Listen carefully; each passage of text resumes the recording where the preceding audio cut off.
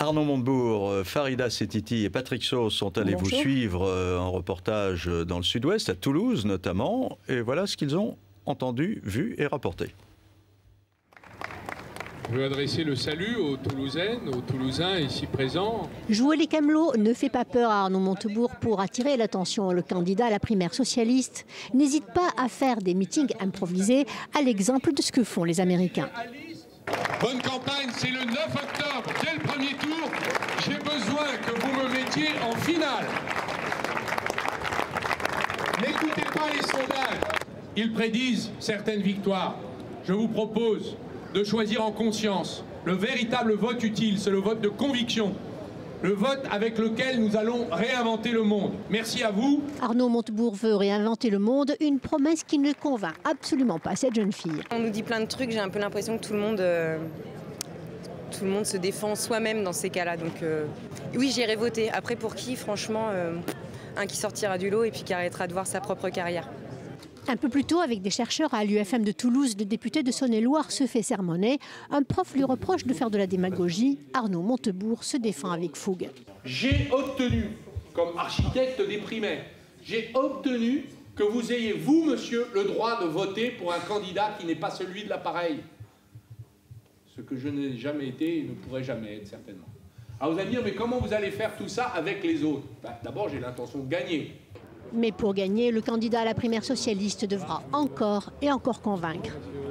Bon, je suis un militant du Parti socialiste.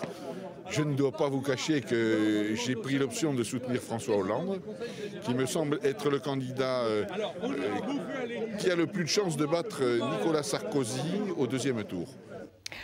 Dur d'entendre ça avec tout le mal que vous donnez avec cette campagne. Comment prenez-vous ce que dit ce monsieur, à savoir qu'il veut voter utile, efficace pour battre Sarkozy? Je pense que d'abord c'est normal. Nous sommes dans un débat pluraliste avec des opinions qui, j'allais dire, s'expriment côte à côte. Et c'est la richesse de cette révolution démocratique que sont les primaires. Je crois que le vote utile, ce n'est pas les sondages. C'est le contenu politique des idées, des solutions nouvelles que nous apporterons face à Nicolas Sarkozy. Si le Parti socialiste est en retard sur la société telle qu'elle est en train d'évoluer, à une vitesse incroyable, avec un monde financier, économique qui s'écroule, un système politique aujourd'hui corrompu, sur lequel, finalement, le Parti socialiste n'a jamais voulu prendre le taureau par les cornes en disant qu'il fallait la 6e République et en finir avec ce système incroyable. Il est évident que nous ne gagnerons pas, ou les risques de perdre face à Nicolas Sarkozy seront élevés. C'est pourquoi je défends des solutions nouvelles, des propositions innovantes, et en effet, je souhaite inventer le monde nouveau, la nouvelle France. Voilà. D'ailleurs, à ce sujet, il y a François Hollande qui vous propose même de travailler avec lui. Est-ce que vous êtes prêt à travailler avec lui? Écoutez, je soutiendrai comme tous les candidats qui n'auront pas gagné. Si je ne gagne pas, je soutiendrai le vainqueur. Et si je l'emporte, ils me soutiendront.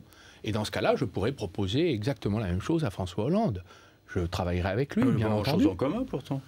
Bah écoutez, on est quand même socialiste, je crois, non? Oui, d'accord, mais enfin dans les propositions. Justement, c'est pour ça qu'il y a un débat. Il y a, d'une certaine manière, un véritable débat d'orientation dans ces primaires entre François Hollande et Martine Aubry, qui sont, j'allais dire, sont les candidatures officielles. Mais comment vous pouvez vous retrouver? Je ne crois pas que ça pose le moindre problème pour moi.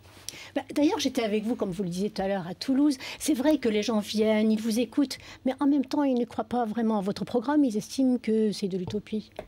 Je crois que vous vous trompez. D'abord, c'est inexact ce que vous dites, parce que vous êtes allé chercher ceux qui ont des doutes. Je ne suis pas allé chercher, et il est bien normal, d'ailleurs, qu'on ait des doutes, tellement la gauche a passé, finalement, ces 20 dernières années à rapetisser ses ambitions et à dire on ne peut rien faire, la contrainte extérieure, la mondialisation. Finalement, autant annuler les élections, ça ne sert à rien puisqu'il n'y a qu'une seule politique possible.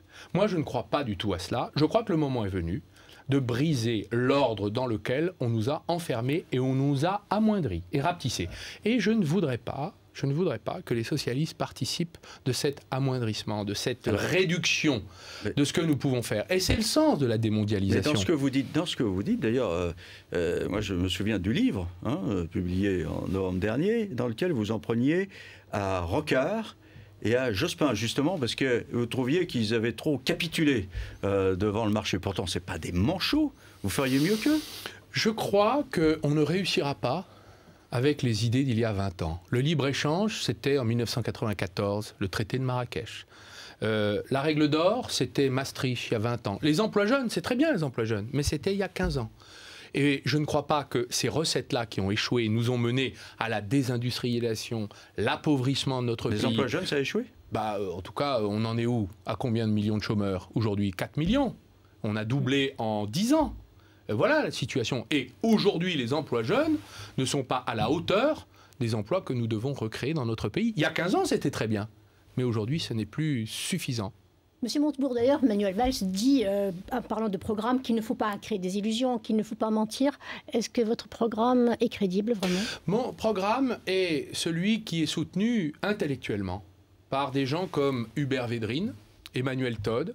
Même Valéry Giscard d'Estaing a déclaré qu'il fallait reprendre le contrôle des marchés financiers. Enfin, il ne va pas jusqu'au même point. Il a dit vous, comme ça. Même. Oui. Mais sur la finance, parce que... sur le protectionnisme, je voudrais juste vous dire, le protectionnisme est l'apanage des grandes nations. Tous les grands pays au monde pratiquent le protectionnisme. Les seuls qui ne pratiquent pas, c'est l'Union européenne.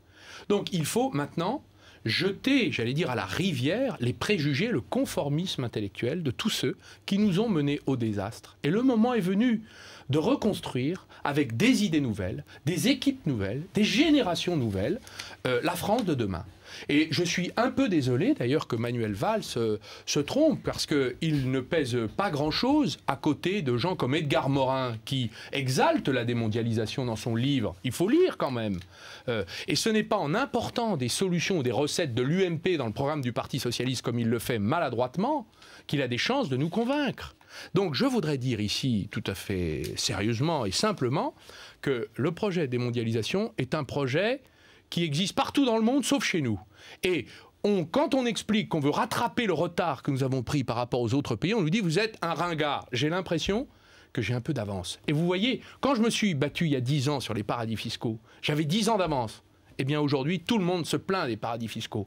Quand j'ai voulu fonder la 6e République, tout le monde disait « il exagère ». Et maintenant, regardez dans quel état la 5e République que le Parti Socialiste continue de soutenir. Alors, toute autre chose, M. Montebourg. Sur le terrain, on constate que les gens de gauche semblent avoir davantage peur de la montée du Front National que la droite. Comment l'expliquez-vous? Parce que le Front National a muté. Vous comprenez que la droite a muté. L'extrême droite a muté. Et la gauche a-t-elle muté? Le seul agent de mutation dans la gauche, vous l'avez devant vous. Et on me fait des procès en tout genre tous les jours parce que j'importe et j'apporte dans ce débat des primaires des propositions nouvelles. Vous comprenez bien que la candidature, par exemple, de François Hollande et Martine Aubry, qui pour moi est absolument identique, elles sont légitimes, hein, ces deux candidatures, mais identiques. Ils ont co-géré le Parti Socialiste pendant 10 ans, pendant que je me suis battu pour le rénover. Ils ont voté oui, tous deux, au traité constitutionnel européen, pendant que je me suis battu pour voter non et refuser d'aller trahir le mandat populaire au Congrès de Versailles, et je vois bien qu'ils sont les héritiers politiques de Jacques Delors, d'une certaine manière, c'est-à-dire la tradition social-démocrate qui est nécessaire, mais qui pour moi est condamnée à l'impuissance si on ne, j'allais dire, on ne met pas en œuvre mon projet de démondialisation. Alors, je reviens à Manuel Valls qui dit qu'il reconnaît n'être qu'un outsider. Il se qualifie même de virus. Ça lui permet en même temps, dit-il, de soulever le débat. Alors vous, comment vous vous définissez, Monsieur Montebourg? Comme un candidat à la victoire, qui entend mener le débat au deuxième tour des primaires. Je souhaite et je demande, je lance un appel aux électeurs, s'ils veulent un débat au deuxième tour des primaires, il faut que ce soit un débat entre deux orientations politiques. Donc ça ne peut pas être entre les candidats officiels ou officiellement favoris. Ça ne peut pas être donc entre François Hollande et Martine Aubry, selon vous? Ça ne peut qu'être entre l'un d'entre eux et moi-même. Car c'est le clivage politique sur lequel nous allons faire des choix pour la Nouvelle-France et la France de demain. Donc un mot pour vous qualifier? Un candidat d'abord heureux de l'être, défendant des convictions, respectant ses concurrents, et surtout ayant une vision de la France qui refuse de gérer ce monde qui s'effondre. C'est pas un mot, hein? Ah bon? Il me fait carrément une phrase. Vous avez un mot pour vous qualifier. C'est pas un virus. Valls dit que le candidat à la victoire. Le candidat à la victoire. Très bien. Ben, tiens, justement, Marine Pienne-Doucen, qui prépare cette émission, s'est amusée à collecter quelques déclarations des uns et des autres. Écoutez.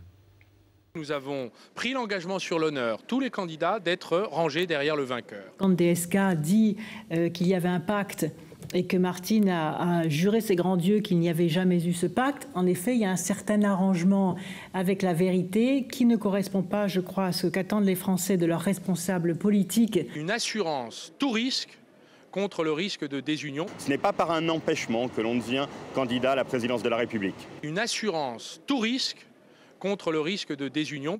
Est-ce que j'ai l'air d'une candidate de substitution, vraiment? Ça promet, hein? Bon, écoutez, dans toutes les familles, il y a des désaccords. Mais il n'y aura pas de division. Ceux qui ont spéculé sur ces divisions seront déçus. Pourquoi? Parce que nous allons finalement amener dans ce débat national des millions de Français qui s'intéressent à des choix politiques importants et nous prenons le débat au sérieux. Et nous respectons l'intelligence de nos concitoyens. Tout à l'heure, vous avez dit que le système était corrompu. Vous avez repris, en tout cas, Ségolène Royal disait exactement la même chose hier dans Libération. Elle disait même qu'on avait affaire à une association de malfaiteurs en parlant de la droite, ce qui a suscité une vive réaction des dirigeants de l'UMP qui en ont assez de se faire insulter, surtout quand certains, comme Ségolène Royal, ont pu travailler avec Jean-Noël Guérini, ce n'est pas votre cas, et n'ont pas de leçon de morale à donner. Et ils disent, tout simplement, ça montre que le Parti socialiste, finalement, n'est pas sûr de ses propositions. Il préfère l'insulte pour essayer d'exister. Pour ma part, je me contenterai de faire quelques propositions.